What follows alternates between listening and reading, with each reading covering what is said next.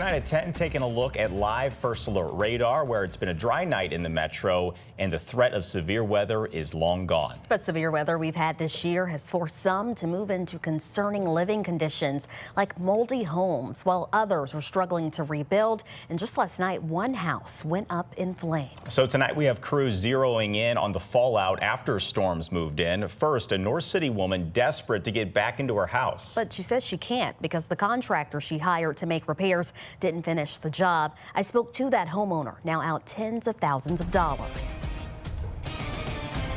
So that was the goal, to be back in my house. But as you can see, nothing has been done. Leslie Harvey's home suffered extensive damage during the May 16th tornado, particularly to the roof. She filed a claim with her insurance, received a payout, and started the process of repairing her North St. Louis home. Ended up going through the Better Business Bureau to kind of do my research and find, someone who does rafters, and it was trusted roofing and exterior. The BBB lists Trusted Roofing and Exteriors as a BBB-accredited business with an A+ rating. But Harvey tells First Alert 4 she's giving them a failing grade. It's called Trusted Roofing. There's no trust. Harvey says she signed her contract with Trusted Roofing August 14th. They quoted her $81,718 to demo existing roof debris, install new rafters, and repair masonry and brickwork. Leslie, how much money are you out of?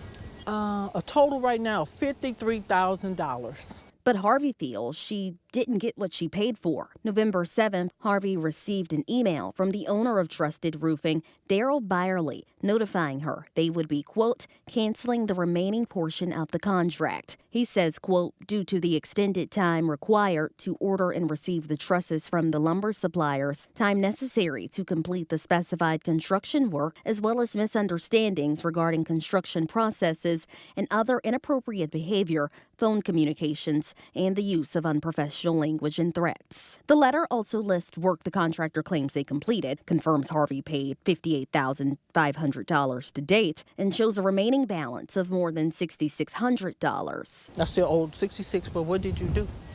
What have you done that I still owe you a balance of? After Trusted Roofing and Exteriors issued the cancellation, Harvey went to the City of St. Louis Building Division to look for a resolution. He said no permit was issued for this job, for the roofing. He didn't follow the codes for the City of St. Louis. I explained to him what happened, and he said, just looking at the photos, it's not right. First Alert 4 obtained this email the city's senior plan examiner, Dave Price, sent to the contractor, where he says he reached the following conclusions. Structural repairs necessitate drawings by a licensed professional. A truss design submission would also be required. A building permit is required for structural repairs. Price says, quote, I was presented with pictures of the work performed and found it to be of substandard quality, and I also found your valuation of the work to be overstated and inflated. Hi, this is Danielle with Trusted Roofing and Exteriors. I tried emailing and calling Trusted Roofing. No one answered. According to the Secretary of State's office, the BBB and Trusted Roofing's website, the business is based in St. Peters. When First Alert 4 visited the address, all we found was a mailbox inside of another business. People on the property told me Trusted Roofing only rents a mailbox there and do not have an office. I reached out to Trusted Roofing's owner, Daryl Byerly, and he texted me back saying, in part, we're declining to discuss the civil matter and we have ongoing disputes with the homeowner. I'd like to see my house back together again, or either refund me all my money back so I can find someone who's going to do the job right.